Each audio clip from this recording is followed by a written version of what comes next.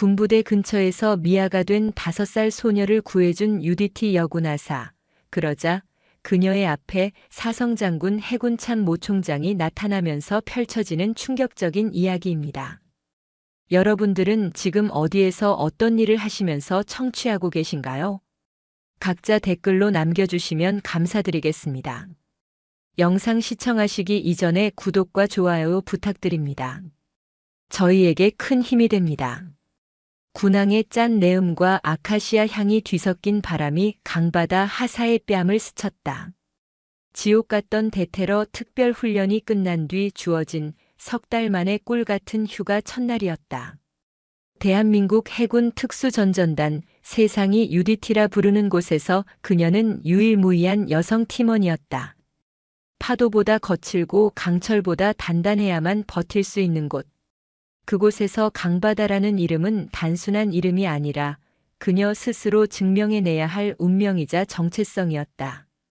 전투복 대신 사복 차림의 그녀는 어색했다. 몸에 맞지 않는 옷을 입은 듯한 위화감. 지난 몇 달간 그녀의 피부와 같았던 검은색 작전복과 묵직한 군화의 감각이 아직 발바닥에 선명했다. 진해의 번화가로 향하는 그녀의 발걸음은 군인 특유의 절도 있는 각을 유지하고 있었다. 주변의 평화로운 풍경이 오히려 비현실적으로 느껴졌다. 가족 단위의 관광객들, 친구들과 제잘거리며 아이스크림을 나눠 먹는 학생들, 느긋하게 어깨를 기댄 연인들. 그 모든 것이 그녀가 지켜내야 할 세상의 모습이었지만 동시에 너무나 멀게 느껴지는 세계이기도 했다. 그녀의 목적지는 시내의 대형 서점이었다. 소음과 화약 연기, 극한의 긴장감으로 가득했던 시간을 잠시 잊고 종이 냄새와 고요함 속에 파묻히고 싶었다. 부대 정문을 나서 군항을 따라 이어진 해안 도로를 걷던 그녀의 귓가에 문득 날카로운 소음 하나가 파고들었다. 다른 모든 소리를 밀어내고 고막을 찌르는 소리, 아이의 울음소리였다. 처음에는 무시하려 했다. 휴가였다. 더 이상 그녀가 책임져야 할 임무는 없었다. 하지만 울음소리는 그치지 않았다. 마치 세상이 무너진 듯한 절박함이 묻어나는 울음소리. 그것은 훈련받은 그녀의 감각을 본능적으로 자극했다. 위험 신호, 구조 요청 신호. 강바다 하사는 자신도 모르게 발걸음을 멈추고 소리가 나는 쪽으로 고개를 돌렸다. 해군회관 앞 커다란 플라타너스 나무 그늘 아래였다. 5살 남짓 되어 보이는 여자아이가 웅크리고 앉아 두 무릎에 얼굴을 묻고 끄끄대며 울고 있었다. 주변에는 아이를 돌보는 어른의 모습이 보이지 않았다. 오가는 사람들은 흘기 쳐다볼 뿐 누구 하나 선뜻 다가서지 않았다. 아이는 이 거대한 세상에 홀로 섬처럼 남겨져 있었다. 강바다 하사는 짧게 한숨을 내쉬었다. 귀찮은 일에 엮이고 싶지 않았다. 하지만 아이의 작은 어깨가 들썩일 때마다 그녀의 심장 한 구석이 불편하게 조여왔다. 작전 중 조우한 무력한 민간인을 외면하지 못하도록 그녀의 몸과 마음에는 이미 수많은 훈련의 흔적이 새겨져 있었다. 결국 그녀는 발걸음을 돌려 아이에게로 향했다. 꼬마야. 그녀의 목소리는 스스로 듣기에도 딱딱하고 무뚝뚝했다. 지난 몇 달간 그녀가 사용한 언어는 목표 확인, 돌입 준비, 사격 개시 같은 것들이 전부였다. 아이를 대하는 부드러운 말투는 어떻게 하는 것이었는지 까마득하게 잊어버린 듯 했다. 아이는 울음을 그치지 않은 채 고개만 살짝 들어 그녀를 올려다봤다. 눈물과 콧물로 범벅이 된 얼굴, 겁에 질린 커다란 눈망울이 강바다 하사의 무표정한 얼굴에 박혔다. 아이의 눈에는 경계심이 가득했다. 왜 울고 있어? 엄마 아빠는 어디 계시고? 다그치는 듯한 말투가 마음에 걸렸지만 달리 어떻게 말해야 할지 몰랐다. 아이는 대답 대신 다시 고개를 무릎에 묻고 더 서럽게 울기 시작했다. 강바다 하사는 난감했다. 사람을 제압하고 목표를 확보하는 것보다 우는 아이 하나를 달래는 것이 몇 배는 더 어려운 임무처럼 느껴졌다. 그녀는 아이의 눈높이에 맞춰 조심스럽게 무릎을 굽히고 앉았다. 그리고는 잠시 망설이다 거칠고 굳은 살이 박인 손을 뻗어 아이의 작은 머리를 아주 조심스럽게 쓰다듬었다. 예상치 못한 부드러운 손길에 아이의 울음소리가 조금 잦아들었다. 나는 나쁜 사람 아니야. 도와주려고 그래. 이름이 뭐야? 최대한 목소리를 낮추고 부드럽게 말하려 애썼다. 아이는 한참을 훌쩍이더니 모기만 한 목소리로 중얼거렸다. 노을 정노을. 노을이구나. 이름 예쁘네. 나는 바다라고 해. 아이의 눈이 동그래졌다. 바다요? 응. 강바다. 그녀의 이름에 아이가 처음으로 흥미를 보였다. 눈물이 그렁그렁한 눈으로 그녀를 빤히 쳐다봤다. 강바다 하사는 그 시선을 피하지 않고 마주보았다. 아이의 눈동자는 깊고 맑았다. 마치 진해 앞바다의 고요한 새벽 같았다. 그 눈을 보고 있자니 강철 같던 그녀의 마음 한구석이 아주 조금 부드럽게 녹아내리는 기분이었다. 그녀는 결심했다. 이 아이의 부모를 찾아줄 때까지 오늘은 서점이 아니라 이 작은 아이의 곁을 지켜야겠다고. 그것이 휴가 첫날 그녀에게 주어진 피할 수 없는 새로운 임무였다. 노을아, 할아버지는 어디 계셔? 엄마나 아빠는? 강바다 하사는 여전히 아이의 눈높이에 맞춰 쪼그려 앉은 채 물었다. 노을이는 눈물을 닦아낼 생각도 못하고 훌쩍이며 대답했다. 할아버지가 아이스크림 사준다고 했는데 나비가 예뻐서. 아이의 말은 횡설수설했지만 상황을 파악하기엔 충분했다. 할아버지와 함께 있다가 한눈을 파는 사이 길을 잃은 것이다. 아이들에게는 충분히 일어날 수 있는 일이었다. 문제는 이곳이 일반적인 공원이 아니라 수많은 군인과 군 관계자들이 오가는 군항 주변이라는 점이었다. 아이 혼자 있기에는 너무나 위험하고 복잡한 곳이었다. 그래, 그랬구나. 괜찮아. 할아버지 꼭 찾을 수 있을 거야. 강바다 하사는 자리에서 일어나 노을이에게 손을 내밀었다.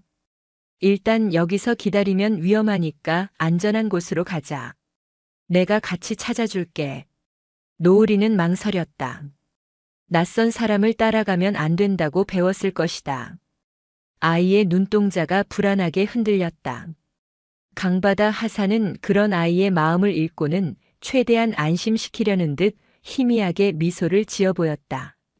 그녀가 지을 수 있는 가장 부드러운 표정이었다. 저기 앞에 경찰 아저씨들 있는 곳으로 갈 거야.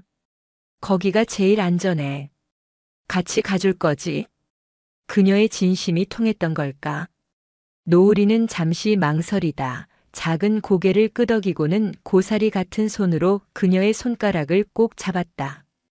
아이의 손은 놀라울 정도로 작고 따뜻했다.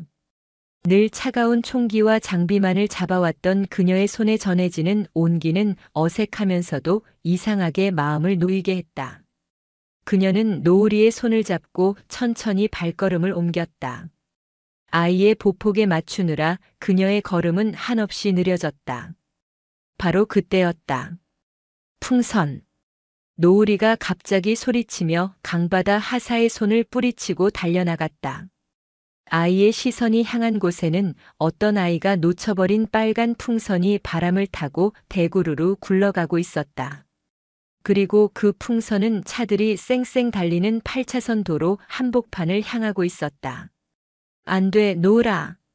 강바다 하사의 고함과 동시에 노을이는 이미 인도를 벗어나 차도 위로 발을 내디딘 후였다. 그 순간 좌회전 신호를 받고 빠른 속도로 달려오던 덤프트럭이 경적을 울리며 아이를 향해 돌진해 오고 있었다. 시간이 멈춘 듯 했다. 주변 사람들의 비명, 트럭의 날카로운 경적 소리, 모든 것이 느린 화면처럼 보였다. 강바다 하사의 몸이 먼저 반응했다. 뇌가 상황을 분석하고 명령을 내리기도 전에 수천 번의 반복 훈련으로 다져진 그녀의 몸이 지면을 박차고 뛰쳐나갔다. 한치의 망설임도 없었다. 목표는 단 하나, 아이의 확보다. 그녀는 단 2걸음 만에 노을이의 뒤에 도달했다. 아이의 작은 몸을 감싸 안는 것과 동시에 달려오던 트럭의 바로 앞에서 몸을 날려 옆으로 굴렀다. 끼익! 고막을 찢는 듯한 급제동 소리와 함께 트럭은 2사람이 있던 자리를 불과 한 뼘 차이로 스치며 멈춰 섰다. 아스팔트 바닥에 타이어가 끌린 자국이 길게 남았다. 강바다 하산은 노을이를 품에 꼭 껴안은 채 아스팔트 위를 굴렀다. 자신의 몸을 방패 삼아 아이가 다치지 않도록 보호했다. 거친 아스팔트에 팔꿈치와 무릎이 쓸려 피가 배어 나왔지만 고통을 느낄 겨를도 없었다. 그녀의 모든 신경은 품 안에 있는 작은 생명에 집중되어 있었다. 모든 것이 멈췄을 때 세상의 소리가 다시 들려오기 시작했다. 놀란 운전기사가 차에서 내려 달려오는 소리, 주변 사람들이 웅성거리는 소리, 그리고 그녀의 품 안에서 터져나오는 노을이의 자지러지는 울음소리. 괜찮아, 괜찮아. 아가 이젠 다 괜찮아. 강바다 하산은 거친 숨을 몰아쉬며 아이를 달랬다.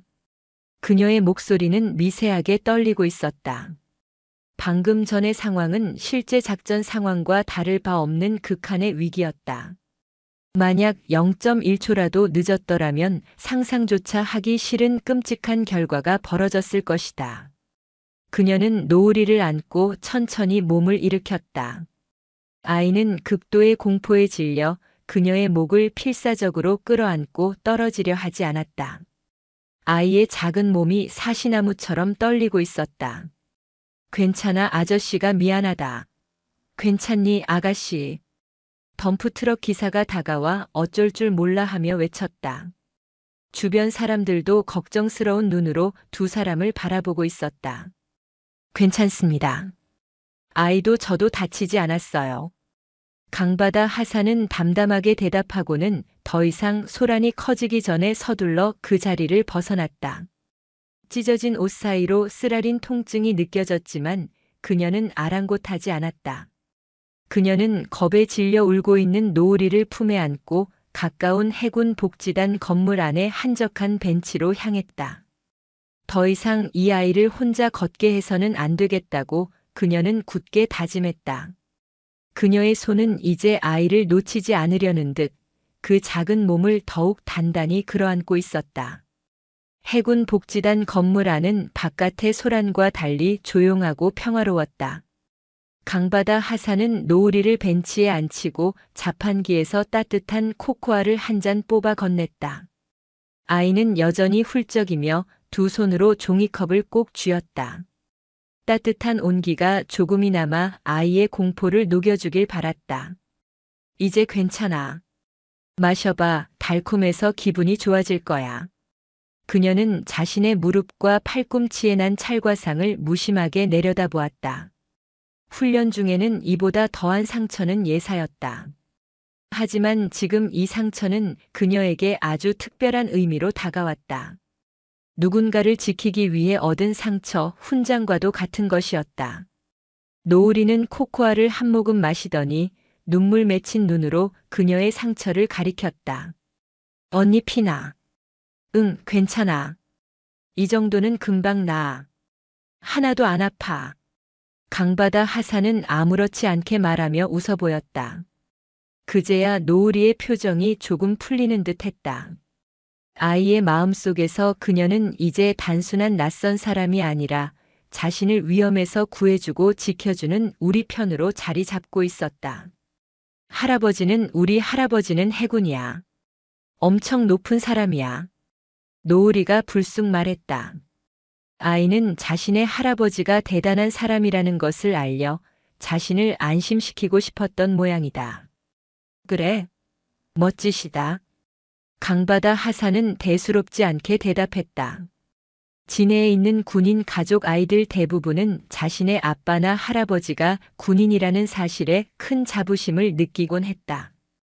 그녀는 아이가 말하는 엄청 높은 사람이 기껏해야 함장이나 전단장급 대령이나 준장 정도일 것이라 짐작했다. 응. 하얀 모자 쓰고 옷에 별이 엄청 많아. 별이 많다는 말에 강바다 하사는 잠시 생각에 잠겼다. 하지만 곧 아이의 과장이 섞인 말이겠거니 하고 넘겼다. 지금 중요한 것은 아이의 할아버지가 누구냐가 아니라 아이를 무사히 가족의 품으로 돌려보내는 것이었다. 그녀는 근처 파출소에 연락하기 위해 휴대폰을 꺼내 들었다. 그때 복지단 건물 입구 쪽이 소란스러워지기 시작했다. 정복을 입은 헌병 여러 명과 정장을 입은 비서관으로 보이는 사람들이 다급한 표정으로 들어서고 있었다. 그들은 무언가를 애타게 찾고 있는 듯 두리번거렸다. 그리고 그들 중 한 명의 시선이 벤치에 앉아 있는 노을이와 강바다 하사에게 꽂혔다. 찾았습니다. 여기 계십니다. 그의 외침과 함께 모든 사람들의 시선이 두 사람에게로 집중되었다. 잠시 후 그들 사이를 헤치고 중년의 여성 한 명이 넋이 나간 표정으로 달려왔다. 노을이의 엄마였다. 노을아. 엄마. 노을이는 들고 있던 코코아 컵을 떨어뜨리고 엄마를 향해 달려가 품에 안겼다. 모녀는 서로를 부둥켜 안고 한참을 울었다. 그 모습을 지켜보는 강바다 하사의 마음속에 설명하기 힘든 따뜻하고 뭉클한 감정이 차올랐다. 임무를 완수한 것과는 다른 종류의, 그러나 그보다 더 깊은 보람과 안도감이었다. 상황이 정리되자 비서관으로 보이는 한 남자가 강바다 하사에게 다가와 정중하게 고개를 숙였다. 정말 감사합니다. 저희가 잠시 한눈을 파는 사이에 어떻게 감사드려야 할지 모르겠습니다. 별 말씀을요. 아이가 무사해서 다행입니다. 그녀는 담담하게 대답했다. 이제 자신의 역할은 끝났다고 생각했다. 조용히 자리를 떠나려던 그녀를 노을이의 엄마가 붙잡았다. 잠시만요. 정말 감사합니다. 혹시 성함과 소속을 여쭤봐도 될까요? 총장님께서 꼭 직접 뵙고 감사 인사를 전하고 싶어 하십니다. 강바다 하사는 총장님이라는 단어에 순간 귀를 의심했다. 설마 하는 생각이 머리를 스쳤다. 총장님이라니요? 아, 저희 아버님이 정해진 해군 참모총장이십니다. 여자의 말은 강바다 하사의 머릿속을 하얗게 만들었다. 해군 참모총장. 대한민국 해군의 최선 임자이자 4개의 별을 단 사성 장군. 노을이가 말한 별이 엄청 많은 할아버지는 아이의 과장이 아니었다. 자신이 방금 목숨을 걸고 구해낸 아이는 바로 해군 최고 지휘관의 손녀였던 것이다. 강바다 하사는 잠시 아무 말도 할 수 없었다. 거대한 충격과 함께 알 수 없는 운명의 장난 같은 상황에 실소마저 나올 뻔했다. 그녀는 그저 3달 만의 휴가를 조용히 보내고 싶었을 뿐이었다. 하지만 휴가 첫날 그녀는 자신도 모르는 사이 대한민국 해군 전체를 뒤흔들 수도 있었던 거대한 사건의 한가운데에 서게 된 것이었다. 해군 참모총장의 손녀. 강바다 하사의 귓가에 그 단어들이 포탄의 파편처럼 박혀 맴돌았다. 머릿속이 일순간 진공 상태가 된 듯 했다. UDT의 지옥주 훈련 마지막 날 극한의 피로 속에서 정신이 아득해지던 순간과도 비슷한 감각이었다. 눈앞에서는 노을이의 어머니가 연신 고개를 숙이며 감사 인사를 전하고 있었고 정복을 입은 장교들은 분주하게 움직이며 상황을 수습하고 있었지만 그 모든 것이 마치 소리가 차단된 유리창 너머의 풍경처럼 비현실적으로 느껴졌다. 그녀의 세계는 오직 해군 참모총장이라는 6글자에 의해 완전히 정지해버렸다. 그녀는 대한민국 해군의 일원이다. 해군 참모총장은 하늘과 같은 존재였다. 입대하여 군번을 부여받은 순간부터 지금까지 단 한 번도 직접 뵐 기회조차 상상해 본 적 없는 그저 뉴스나 부대 정훈 교육 자료에서 사진으로만 접하던 존재. 그런 인물의 혈육을 그것도 목숨이 경각에 달린 상황에서 구해냈다는 사실이 도무지 실감나지 않았다. 하사 강바다입니다. 해군 특수전전단 소속입니다. 강바다 하사는 거의 기계적으로 자신의 소속과 이름을 밝혔다. 목소리는 평소와 다름없이 낮고 차분했지만 등줄기에서는 식은땀이 흐르고 있었다. 일이 너무 커져버렸다. 그녀는 그저 길 잃은 아이를 돕고 싶었을 뿐이다. 휴가 첫날의 작은 선행이 이제는 해군 전체를 뒤흔들 수 있는 거대한 사건의 중심에 그녀를 세워놓고 있었다. 특수전전단 소속이셨군요. 역시 보통 분이 아니시라고 생각했습니다. 노을이의 어머니가 경외감과 감사가 뒤섞인 눈빛으로 그녀를 바라보았다. 주변에 있던 장교들의 눈빛도 달라졌다. 그들의 시선 속에는 단순한 감사를 넘어 UDT 여군이라는 특수성과 참모총장과의 예기치 않은 인연에 대한 놀라움이 역력했다. 부담스러운 시선이었다.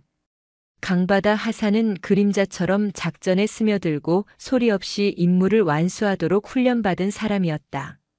이렇게 환한 조명 아래 수많은 사람의 주목을 받는 것은 그녀의 본성과는 맞지 않았다. 저 아이도 찾으셨으니 저는 이만 가보겠습니다. 그녀는 이 어색하고 무거운 상황에서 벗어나고 싶었다. 찢어진 옷과 피가 배어나오는 상처를 돌보는 것은 나중 문제였다. 어떻게든 이 자리를 피해 원래의 평범한 휴가로 돌아가고 싶었다. 그녀가 몸을 돌리려는 순간 날카롭고 정중한 목소리가 그녀를 붙잡았다. 잠시만 기다려 주시겠습니까, 강 하사님. 참모총장의 비서관으로 보이는 반듯한 용모의 소령 계급 장교였다. 그의 눈빛은 상황을 완벽하게 통제하고 있다는 자신감으로 가득했다. 그는 잠시 무전으로 어디론가 보고를 하더니 이내 강바다 하사에게 다가와 말했다. 먼저 병원으로 가셔서 치료부터 받으셔야겠습니다. 저희가 모시겠습니다. 총장님께서도 강 하사님의 안전을 최우선으로 확인하라고 지시하셨습니다. 괜찮습니다. 이 정도 상처는 안 됩니다. 소령의 목소리는 단호했다. 그것은 거절할 수 없는 명령의 무게를 담고 있었다. 총장님의 손녀를 구한 분입니다. 하사님의 안전은 이제 저희에게도 가장 중요한 임무 중 하나입니다. 부디 저희의 성의를 거절하지 말아 주십시오. 그의 말은 지극히 정중했지만 그 안에는 강바다 하사가 이 상황에서 멋대로 이탈하는 것을 결코 용납하지 않겠다는 강한 의지가 담겨 있었다. 그녀는 깨달았다. 이제 이 사건은 그녀 개인의 일이 아니었다. 해군 참모총장이라는 거대한 이름 아래 모든 것이 공식적인 절차와 의전의 영역으로 넘어가 버린 것이다.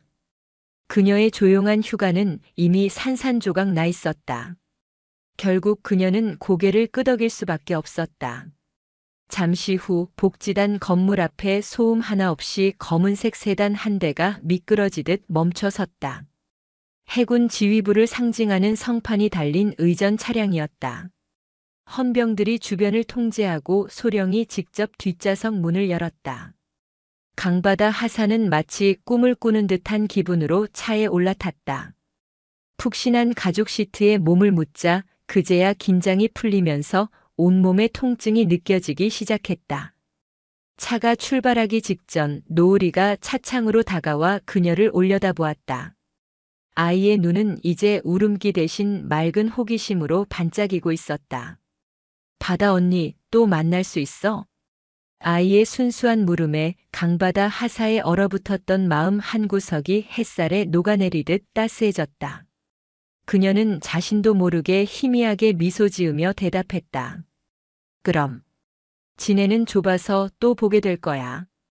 차가 부드럽게 움직이기 시작했다. 창밖으로 멀어지는 노을이와 사람들의 모습을 보며 강바다 하사는 깊은 한숨을 내쉬었다. 차는 그녀가 가려던 시내 서점이 아닌 해군해양의료원으로 향하고 있었다. 그녀의 의지와는 상관없이 거대한 파도가 그녀의 삶을 전혀 예상치 못한 방향으로 이끌고 있었다. 고요했던 그녀의 일상에 던져진 작은 돌멩이 하나가 걷잡을 수 없는 파문을 일으키고 있었다. 해군해양의료원의 응급실은 평소와 다름없이 분주했지만 강바다 하사가 참모총장 비서실 소속 소령의 안내를 받으며 들어서는 순간 공기 중에 미묘한 변화가 감지되었다. 의사와 간호사들의 시선이 일제히 그녀에게로 쏠렸다.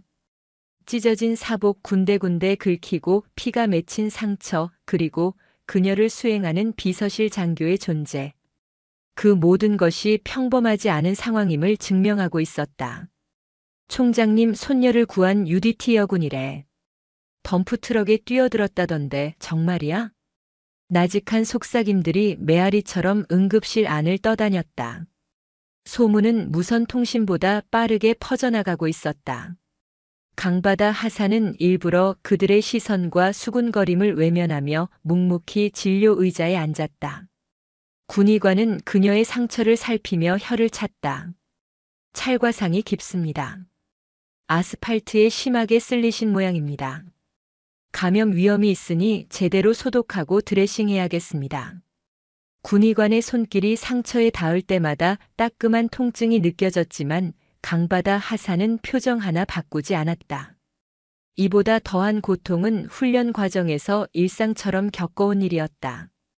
그녀에게 진짜 고통스러운 것은 몸의 상처가 아니라 자신에게 쏟아지는 이 과도한 관심과 시선들이었다.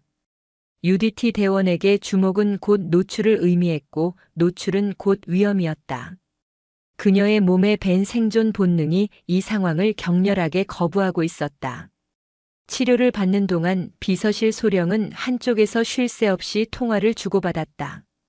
그의 표정은 시종일관 진지했고 목소리는 낮았지만 단호한 힘이 실려 있었다. 그는 강바다 하사의 상태와 병원의 조치 상황을 실시간으로 어딘가에 보고하고 있었다.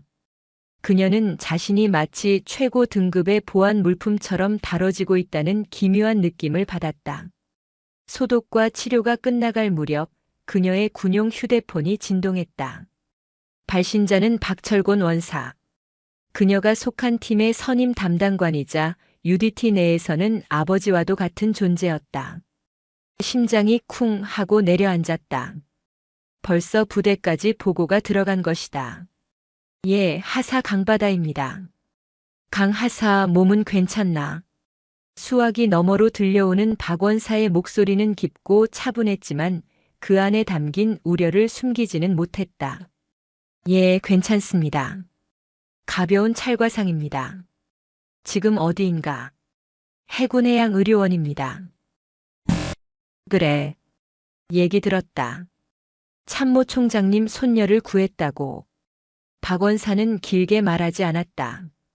하지만 그의 침묵 속에는 수많은 질문과 걱정이 담겨 있었다. 부대에 복귀하면 정식으로 상황 보고를 해야 할 터였다. 강바다 하사는 눈을 감았다. 자신의 휴가는 이제 끝났다. 아니, 시작도 해보기 전에 끝나버렸다. 박원사님 죄송합니다. 휴가 중에 무리를 일으켜. 쓸데없는 소리 마라. 박원사의 목소리가 그녀의 말을 잘랐다. 넌 군인으로서 당연히 해야 할 일을 했다. 그것도 아주 훌륭하게. UDT의 명예를 더럽힌 게 아니라 오히려 빛낸 거다. 그러니 위축되지 마라. 다만 앞으로 상황이 내 생각보다 복잡해질 수 있다. 정신 똑바로 차리고 항상 원칙대로 행동해라. 알겠나? 예, 명심하겠습니다. 선임의 따뜻하면서도 날카로운 격려에 불안했던 마음이 조금은 진정되는 듯 했다. 전화를 끊고 나자 치료를 마친 군의관이 몇 가지 주의사항을 일러주었다. 그때 통화를 마친 비서실 소령이 다시 그녀에게 다가왔다. 치료는 잘 받으셨습니까? 이제 자리를 좀 옮겨야겠습니다. 어디로 가는 겁니까? 부대로 복귀해야 합. 총장님께서 직접 뵙기를 원하십니다. 강바다 하사는 순간 숨을 멈췄다. 방금 전까지의 소동은 서막에 불과했다. 이제 그녀는 이 거대한 사건의 본편, 그 하이라이트 무대로 올라서야만 했다. 해군 참모총장과의 독대. 그것은 그녀의 군 생활 전체를 통틀어 가장 긴장되고 무거운 순간이 될 것임이 분명했다. 그녀는 소독약 냄새가 밴 자신의 팔을 내려다보았다. 훈련의 상처가 아닌 누군가를 지키기 위해 얻은 상처. 박 원사의 말처럼 그녀는 군인으로서 당연한 일을 했을 뿐이다. 그녀는 마음을 다잡았다. 피할 수 없다면 UDT 대원답게 정면으로 부딪히는 수밖에. 그녀는 조용히 자리에서 일어나 소령을 따라 나섰다. 병원 복도를 걷는 그녀의 발걸음에는 더 이상 망설임이 없었다. 마치 새로운 작전 지역으로 투입되는 특수부대원처럼 고요하지만 단단한 결의가 그녀의 온몸을 감싸고 있었다. 해군 참모총장 공관은 진해의 군항이 한눈에 내려다 보이는 조용하고 아름다운 곳에 자리 잡고 있었다. 잘 가꿔진 정원과 위풍당당한 소나무들이 건물의 권위를 말해주고 있었지만 요란한 장식 없이 절제된 기품이 느껴졌다. 강바다 하사는 비서실 소령의 안내를 받으며 공관으로 들어섰다. 입구에서부터 헌병들의 엄격한 경계가 이어졌고 내부로 들어서자 모든 것이 완벽한 질서 속에서 움직이고 있었다. 숨막히는 정적과 긴장감이 공기 중에 가득했다. 그녀는 아직 찢어지고 얼룩진 사복 차림 그대로였다. 병원에서 갈아입을 옷을 제안받았지만 자신의 현재 상태를 꾸미고 싶지 않아 거절했다. 이것이 오늘 있었던 일의 진실된 모습이라고 생각했다. 그녀는 접견실로 안내되었다. 넓은 공간에는 육중한 원목 테이블과 의자들이 놓여 있었고 한쪽 벽에는 역대 해군 참모 총장의 사진이 걸려 있었다. 그녀는 차렷 자세로 서서 곧 자신 앞에 나타날 대한민국 해군의 최고 지휘관을 기다렸다. 심장이 세차게 뛰었지만 그녀는 호흡을 조절하며 평정을 유지하려 애썼다. 훈련받은 대로 어떠한 상황에서도 감정을 통제하는 법을 떠올렸다. 잠시 후 안쪽 문이 열리고 정복 차림에 정해진 해군 참모총장이 모습을 드러냈다. 어깨 위에서 찬란하게 빛나는 4개의 별. 사진으로만 보던 것과는 비교할 수 없는 압도적인 존재감이었다. 하지만 그의 얼굴에는 최고 지휘관의 근엄함보다는 손녀의 안위에 놀랐던 할아버지의 피로와 안도감이 더 짙게 배어 있었다.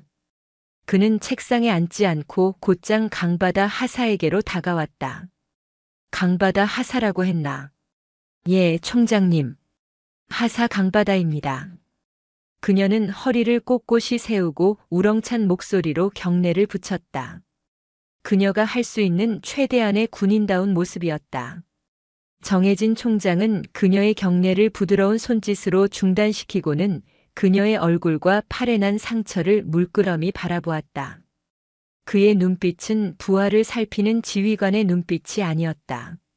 자신의 가장 소중한 것을 지켜준 은인을 바라보는 한없이 따뜻하고 고마움이 가득한 눈빛이었다.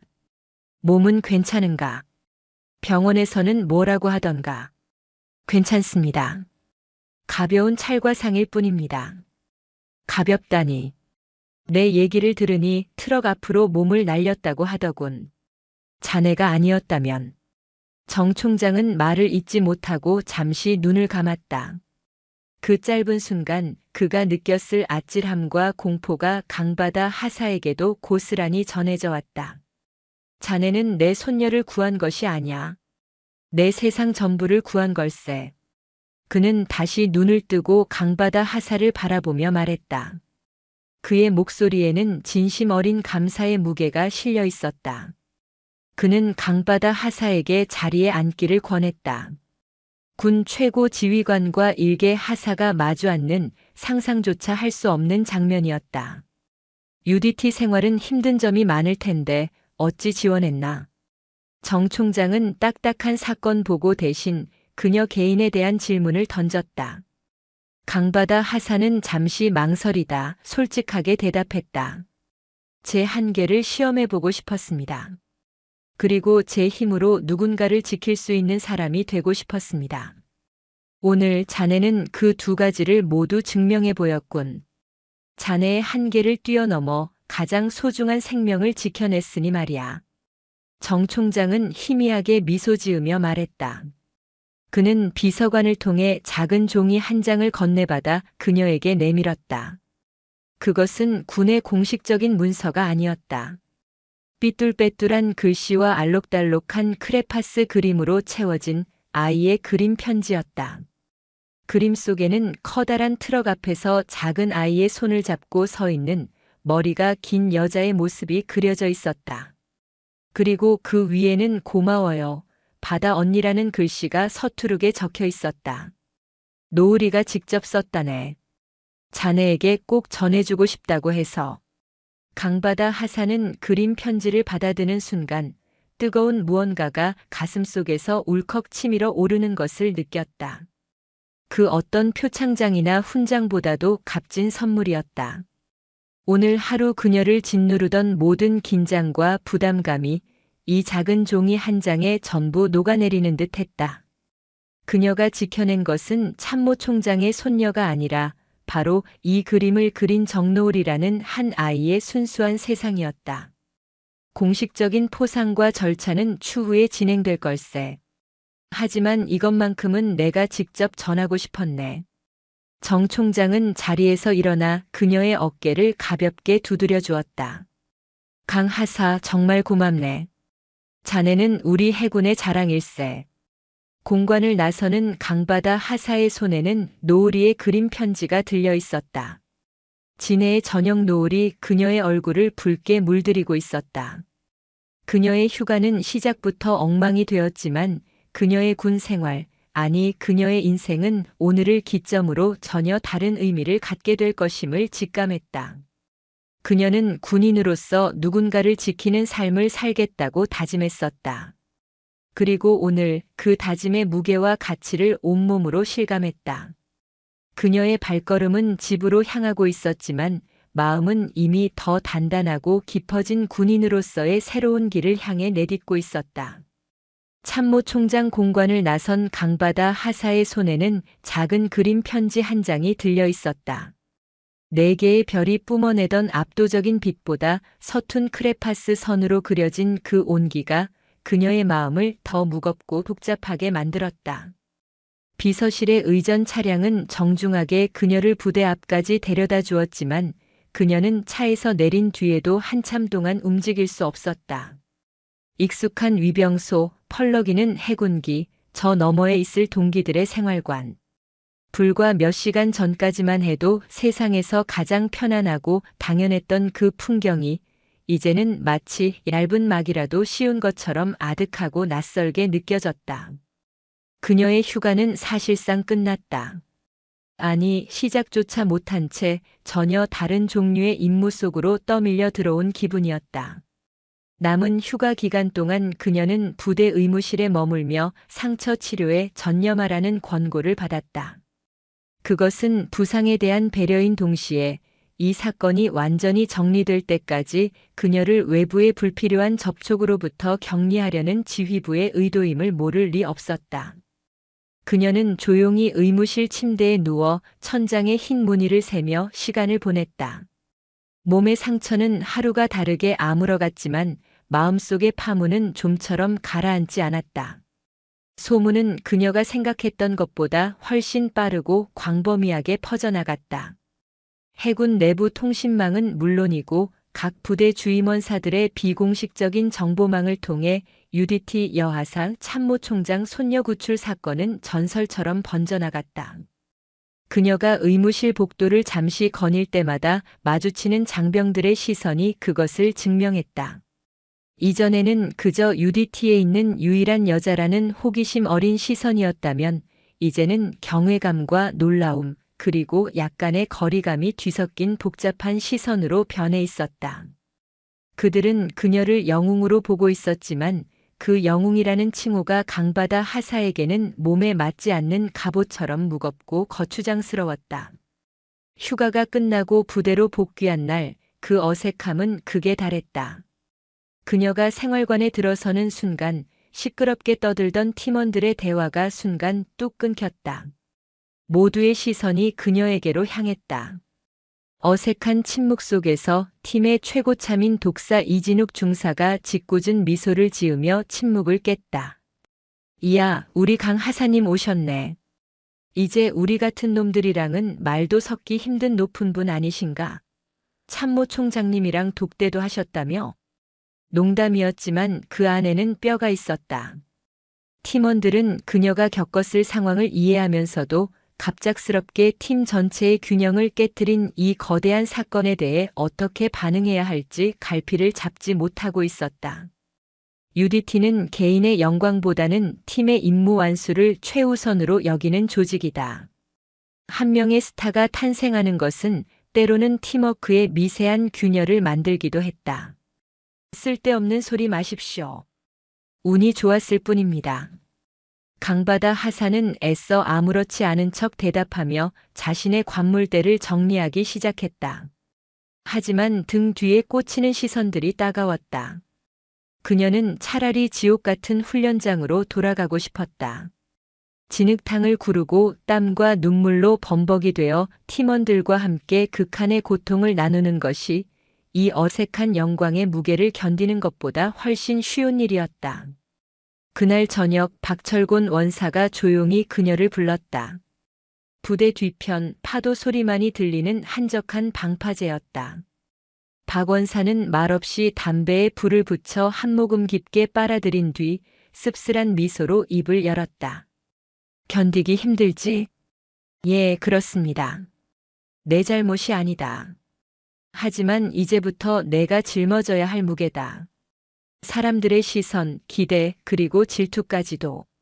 원하든 원치 않든 너는 이제 그냥 강바다가 아니라 참모 총장 손녀를 구한 강바다로 불리게 될 거다. 박 원사의 말은 칼날처럼 날카롭게 그녀의 마음을 파고들었다. 그 무게에 짓눌리면 너는 그냥 평범한 군인으로 주저앉게 될 거다. 하지만 그 무게를 이겨내고 내 어깨 위에 올바로 올려놓는다면 너는 누구도 닿지 못했던 곳까지 올라갈 수 있는 힘을 얻게 될 게다. 그는 담배 연기를 길게 내뿜으며 말을 이었다. 선택은 내 몫이다, 강하사. 이 영광을 독이 든 성배로 만들지 아니면 더 높은 곳으로 날아오를 날개로 만들지는 오롯이 내 자신에게 달려있다. 명심해라. 우리는 UDT다. 우리는 평범한 군인이 아니야. 우리는 어떤 상황에서도 임무를 완수하고 스스로의 길을 개척하는 사람들이다. 박 원사의 말은 단순한 위로나 격려가 아니었다. 그것은 그녀의 정체성을 다시 한번 일깨워주는 엄중한 명령이자 믿음의 표현이었다. 강바다 하사는 부서지는 파도를 바라보며 주먹을 꽉 쥐었다. 그렇다. 그녀는 UDT였다. 피하고 숨는 것은 그녀의 방식이 아니었다. 그녀는 이 무거운 영광을 정면으로 마주하고 그것을 자신의 힘으로 만들어내기로 결심했다. 그녀의 눈빛이 다시 예전처럼 차갑고 단단한 강철의 빛을 되찾고 있었다. 이제 그녀는 더 이상 흔들리지 않을 것이다. 폭풍이 몰아친 뒤 더 단단해지는 바다처럼 그녀는 이 시련을 통해 더욱 강인한 전사로 거듭날 준비를 하고 있었다. 며칠 뒤 강바다 하사는 해군 특수전전단장실에 호출되었다. 전단장인 준장은 딱딱한 표정으로 그녀를 맞았지만 그의 눈빛에는 감출 수 없는 자랑스러움과 대견함이 서려 있었다. 강하사 합참으로부터 공식 표창이 결정되었다. 해군 참모총장 포상이 아닌 합동참모의장 명의의 포상이다. 육해 공군 전군의 귀감이 되는 용감한 행동이었다는 것이 합참의 판단이다. 합동참모의장 표창. 그것은 일개 하사 계급의 군인이 받을 수 있는 가장 높은 수준의 영예 중 하나였다. 사건의 파급력이 그녀가 상상했던 것 이상으로 커져가고 있었다. 전단장은 몇 가지 서류를 그녀에게 보여주며 설명을 이었다. 포상 수여식은 일주일 뒤 계룡대에서 합참의장이 직접 주관하여 열릴 예정이라는 것, 그리고 그 자리에는 정해진 해군 참모총장 또한 참석할 것이라는 내용이었다. 자네 개인의 영광일 뿐만 아니라 우리 해군 특수전전단 전체의 명예가 걸린 일이다. 남은 기간 동안 몸가짐과 언행에 각별히 유의하고 행사 준비에 차질이 없도록 하라. 예, 알겠습니다. 강바다 하사는 절도 있게 대답했지만 마음은 무거웠다. 계룡대 합참의장 그리고 수많은 카메라와 기자들. 그녀가 가장 피하고 싶었던 종류의 무대였다. 하지만 박원사의 조언을 떠올리며 그녀는 이것 또한 자신이 완수해야 할 하나의 임무라고 받아들이기로 했다. 일주일의 시간은 화살처럼 흘렀다. 그녀는 포상 수여식을 위해 새로 지급된 정복을 몇 번이고 다려입고 행사 절차와 동선을 머릿속에 완벽하게 숙지했다. 마치 중요한 작전을 앞둔 것처럼 단 하나의 실수도 용납하지 않겠다는 각오로 준비에 임했다. 행사 당일 계룡대의 거대한 연병장은 삼엄한 경비와 함께 수많은 장성들과 취재진으로 가득 차 있었다. 강바다 하사는 단상 아래에 홀로 서서 자신의 이름이 호명되기를 기다렸다. 낯선 육군과 공군의 정복들 사이에서 해군의 샘브레이와 단가리 복장을 한 그녀의 모습은 유독 눈에 띄었다. 사람들의 호기심 어린 시선이 그녀에게 집중되었지만 그녀는 미동도 하지 않고 정면을 응시했다. 다음 용감한 군인 정신에 귀감이 된 해군 특수전전단 강바다 하사.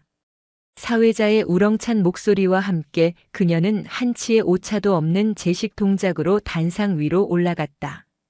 4개의 별을 단 합참의장이 근엄한 미소로 그녀를 맞았다.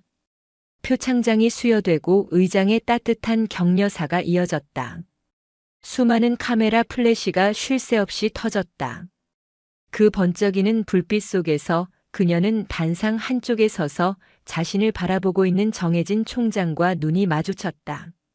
정 총장은 말없이 고개를 가볍게 끄덕여 보였다. 그것은 잘하고 있다는 무언의 격려였다. 모든 행사가 끝나고 강바다 하사는 대기실에서 부대로 복귀할 준비를 하고 있었다.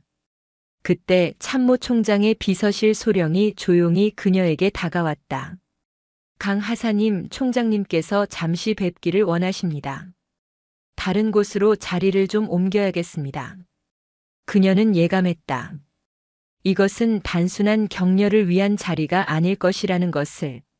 소령을 따라 도착한 곳은 계룡대 본청 깊숙한 곳에 위치한 외부와 철저히 차단된 작은 회의실이었다. 방 안에는 정해진 총장이 홀로 창밖을 바라보며 서 있었다. 강 하사, 오늘 아주 늠름하고 자랑스러웠네. 감사합니다, 총장님. 정 총장은 몸을 돌려 그녀를 마주보았다. 그의 얼굴에는 이전 공관에서 만났을 때와는 다른 지휘관으로서의 깊은 고뇌와 결단이 서려 있었다. 자네에게 아주 어렵고 비공식적인 임무를 하나 맡겨야 할 것 같네. 강바다 하사는 침을 삼켰다.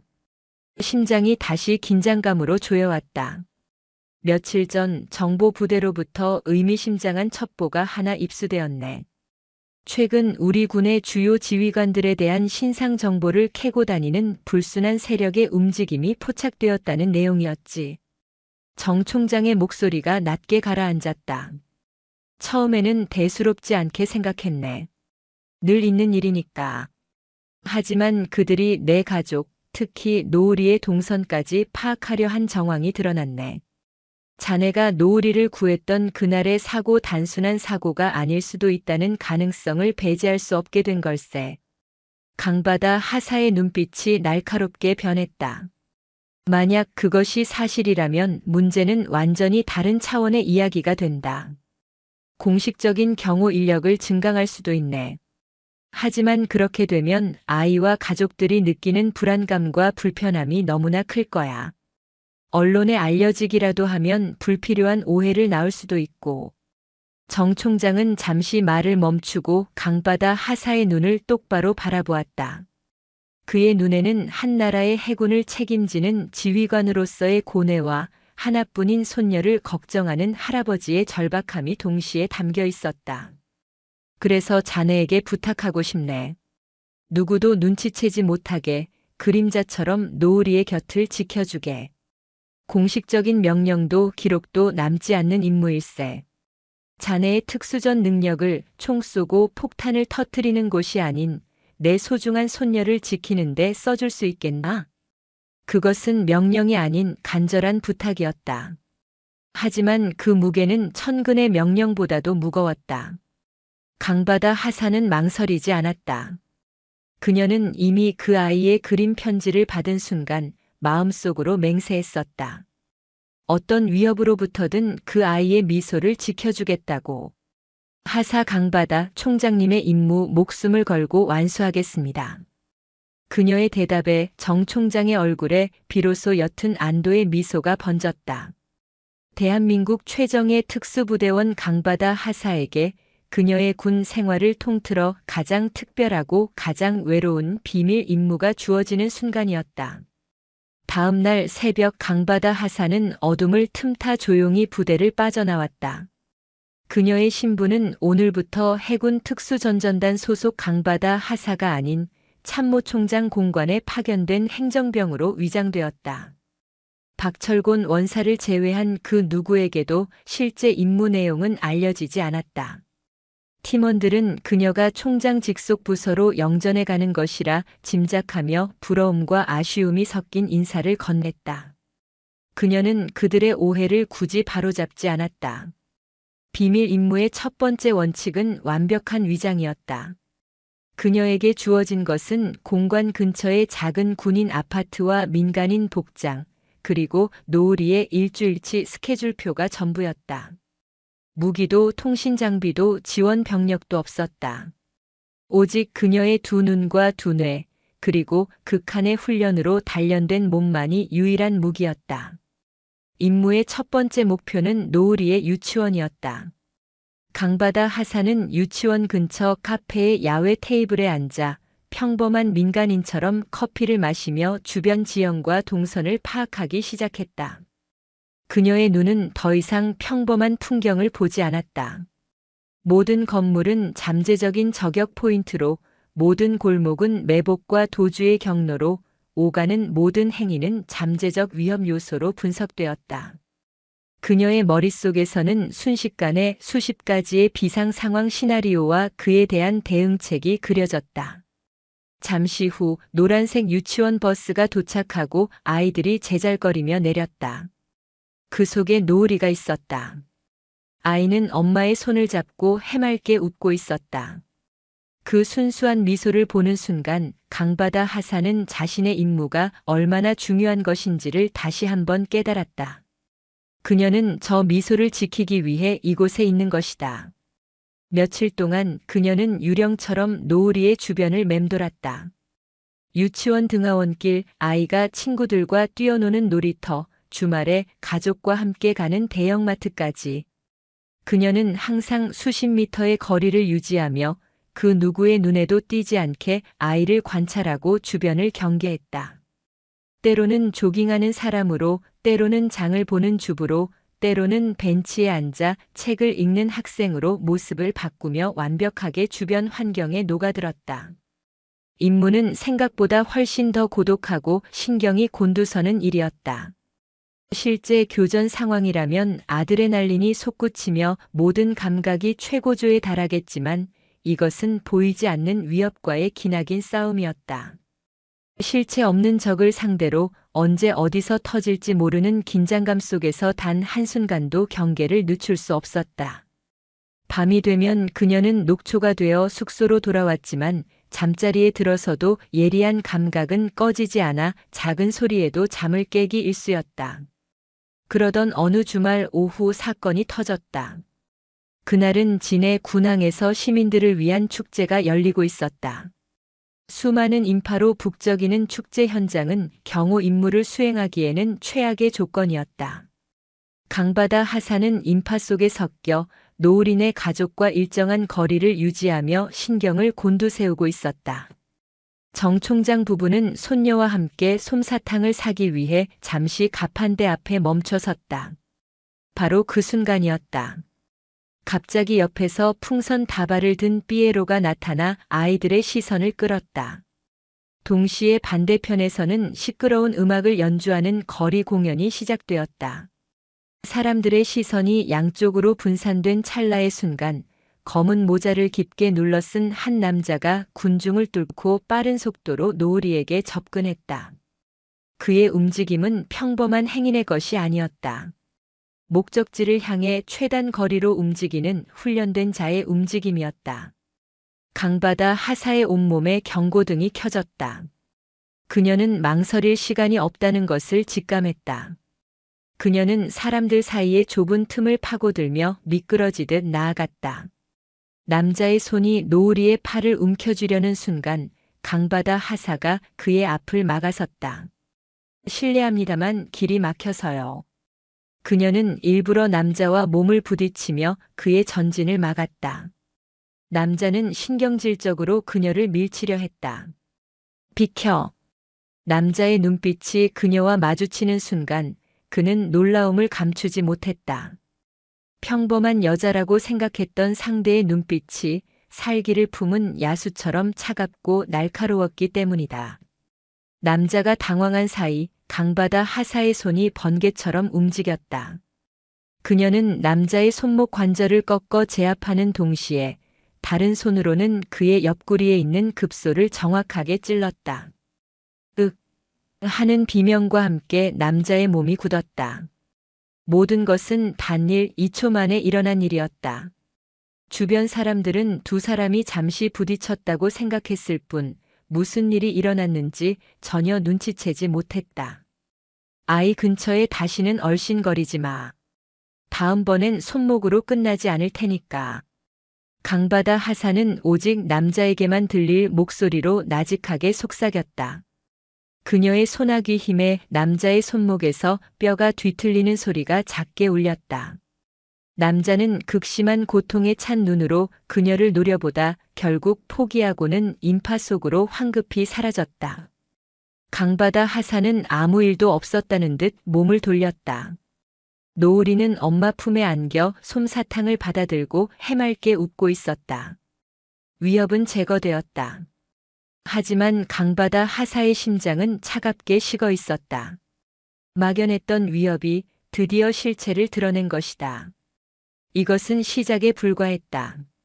그녀는 이제 어둠 속에서 자신과 노을이를 노리는 보이지 않는 적들과의 본격적인 전쟁을 시작해야만 했다. 그녀의 고독한 싸움은 이제 막 1라운드를 끝냈을 뿐이었다. 축제의 소음과 인파의 열기가 거짓말처럼 사라진 밤, 강바다 하사는 자신의 작은 숙소 창가에 서서 진해의 검은 바다를 응시했다. 바다는 모든 빛을 삼킨 채 고요했지만 그 수면 아래에서는 보이지 않는 해류들이 격렬하게 부딪히고 있을 터였다. 마치 지금의 그녀처럼. 낮에 있었던 일은 그녀의 온몸의 감각을 날카로운 유리 파편처럼 곤두세웠다. 남자의 손목을 꺾었을 때의 감촉, 고통과 놀라움으로 일그러지던 그의 눈빛, 그리고 인파 속으로 사라지던 비겁한 뒷모습까지 모든 것이 느린 화면처럼 머릿속에서 반복 재생되었다. 위협은 더 이상 막연한 첩보나 가능성이 아니었다. 그것은 실체였다. 훈련된 전문가가 치밀한 계획 아래 대낮의 축제 현장에서 참모 총장의 손녀를 노렸다. 이것은 단순한 납치 시도를 넘어 대한민국 해군 최고 지휘부에 대한 명백한 도발이자 선전포고였다.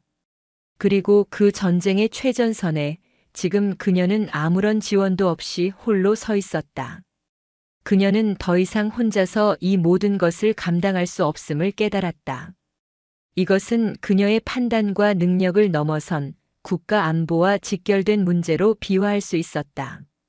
새벽이 오기를 기다려 그녀는 비상 연락망을 통해 참모총장 비서실에 단 한 문장의 메시지를 전했다. 긴급 대면 보고 요청.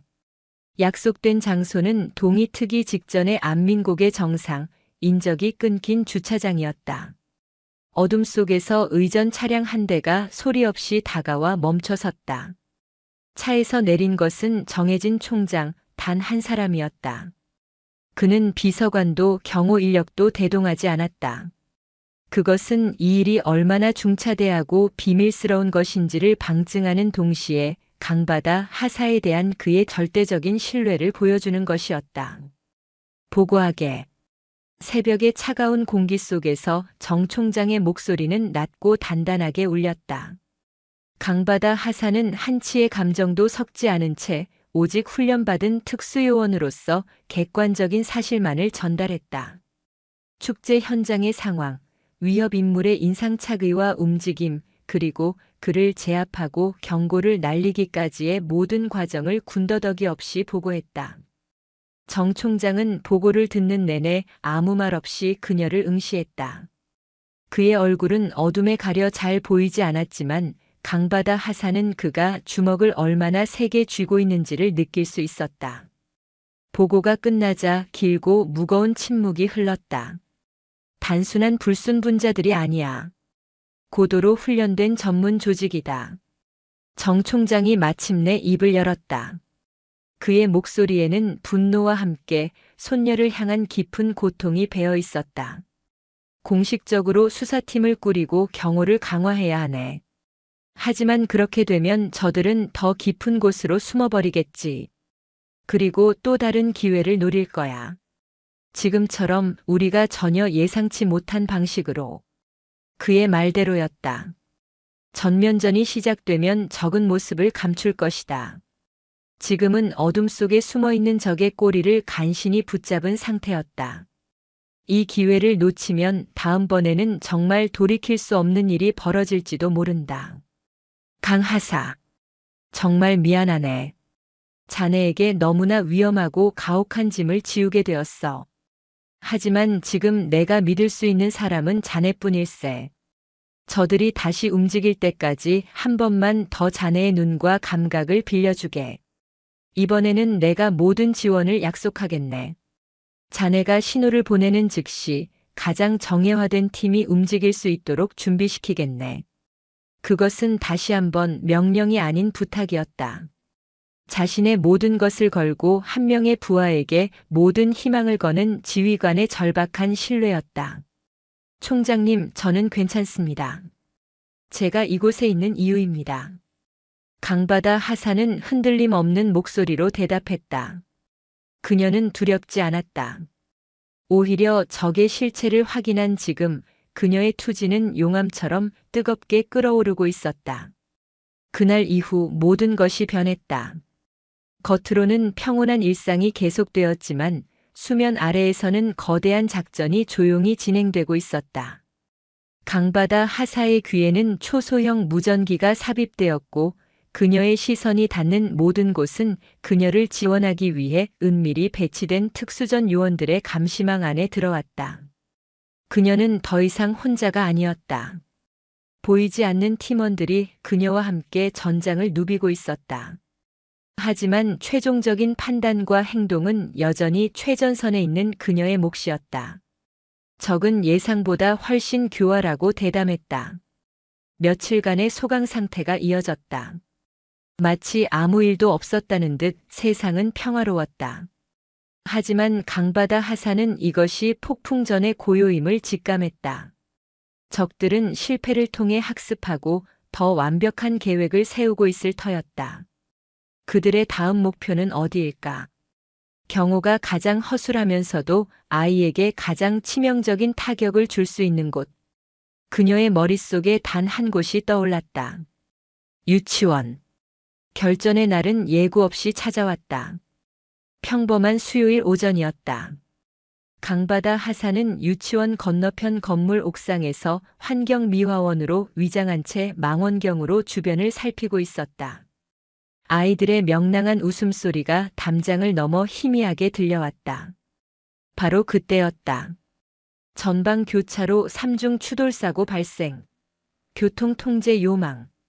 무전기에서 다급한 소리가 터져 나왔다. 유치원으로 향하는 주 도로에서 큰 교통사고가 발생했다는 보고였다.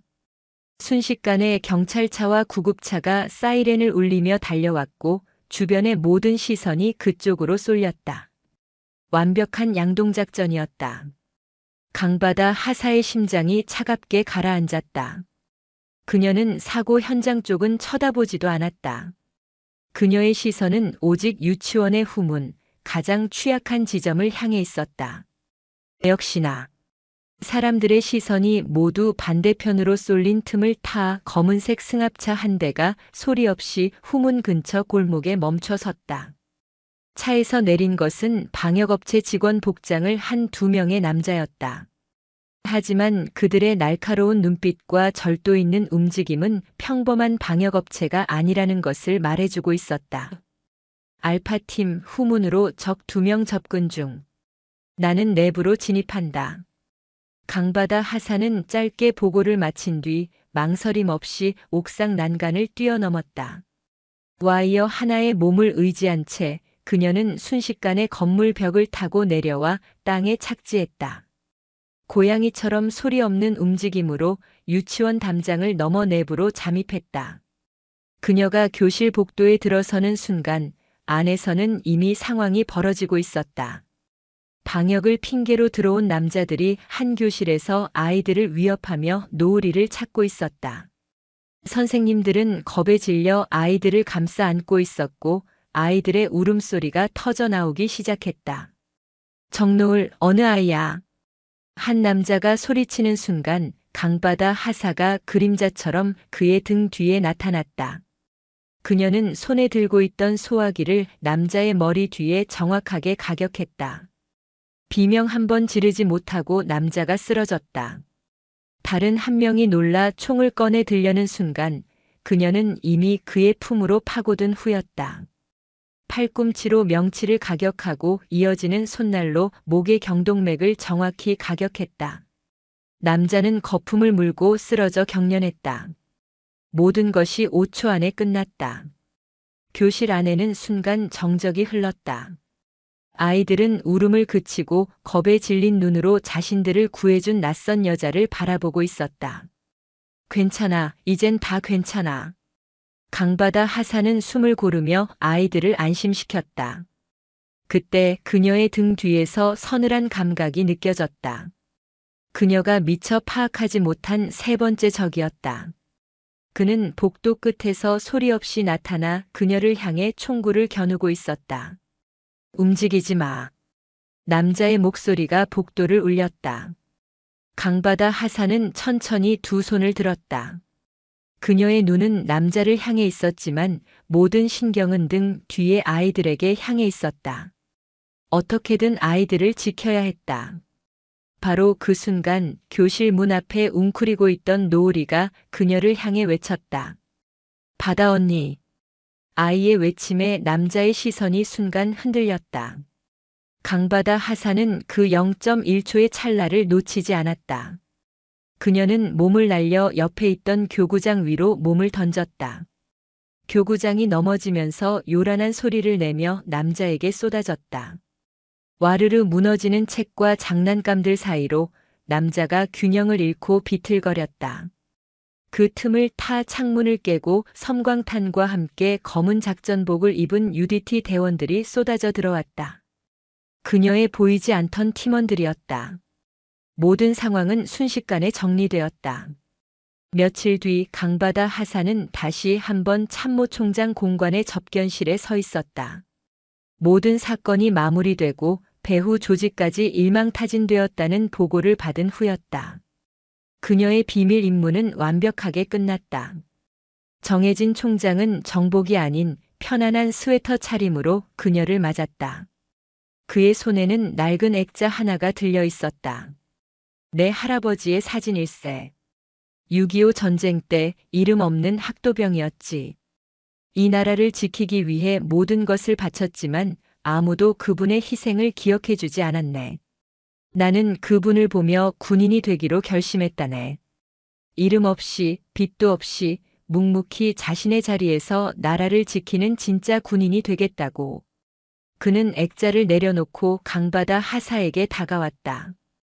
강 하사, 자네가 바로 그런 군인일세. 자네의 이번 임무는 그 어떤 공식 기록에도 남지 않을 걸세. 그 어떤 훈장도 표창도 없을 게야. 사람들은 자네가 한 일을 영원히 모를 걸세. 그는 잠시 말을 멈추고 그녀의 어깨에 손을 올렸다. 하지만 기억하게. 자네는 한 아이의 세상을, 한 가족의 행복을, 그리고 이 나라의 미래를 지켜냈네. 그것이야말로 그 어떤 별보다도 그 어떤 훈장보다도 찬란하게 빛나는 진짜 군인의 명예일세. 나는 자네를 영원히 잊지 않을 걸세. 대한민국 해군이 자네를 영원히 기억할 걸세. 그때 접견실 문이 빼꼼 열리더니 노을이가 달려들어와 그녀의 다리를 와락 껴안았다. 아이의 손에는 새로 그린 그림 편지가 들려 있었다. 이번 그림 속에는 활짝 웃는 노을이와 그 옆에서 든든하게 손을 잡아주고 있는 바다 언니가 그려져 있었다. 강바다 하사는 아이를 가만히 끌어안았다. 아이의 작고 따뜻한 온기가 지난 시간의 모든 고통과 고독을 눈 녹듯 녹여내렸다. 그녀는 더 이상 얼음 공주가 아니었다. 그녀는 누군가의 세상을 지켜낸 세상에서 가장 따뜻하고 강인한 바다였다. 그녀의 가슴 속에는 그 누구에게도 보이지 않지만 세상 가장 찬란하게 빛나는 훈장 하나가 조용히 자리 잡고 있었다. 영상이 유익하셨다면 구독과 좋아요, 댓글까지 부탁드리겠습니다.